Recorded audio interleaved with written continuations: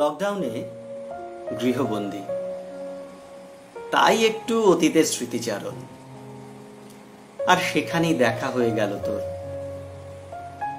আচ্ছা, তোর এখনো সেই কথাগুলো মনে পড়ে? পড়ে না বললে মিথ্যে বলা হবে, তাই না? আসলে কি জানিস, মনের কোণে একটু উকি মেরে যায়, সময়ে অসময়ে একটু জানান দিয়ে যাওয়া, আমি আছি আবার নেই।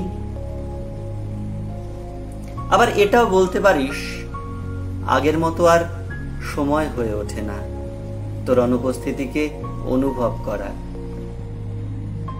হালকা শীতল বাতাস যেমন শরীরে একটা শিহরণ জাগিয়ে যায়, ঠিক তেমনি পুরনো স্মৃতিগুলো মনের হৃৎস্পন্দনটা একটু বাড়িয়ে দেয়।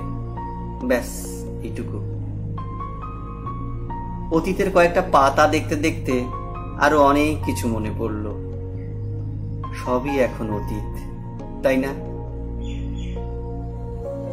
তোর চোখ দুটো না আমাকে সব সময় কি যেন একটা বলতে চাইতো। জানিস, আমি না ইচ্ছে করেই তা বোঝার চেষ্টা করিনি রে, কিংবা বুঝতে পেরেও তোকে বলিনি।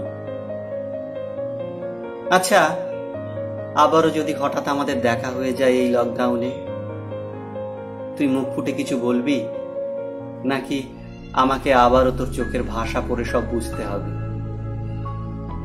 জানি অনেক মান অভিমান নিয়ে তুই চলে গিয়েছিলি, আর কোনো দিন ফিরবি না বলে।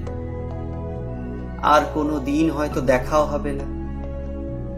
আর যদিও বা দেখা হয়ে যায়, দুজনে দুজনার কাছে ইচ্ছে করে অজানা হয়ে থাকবো, তাই না?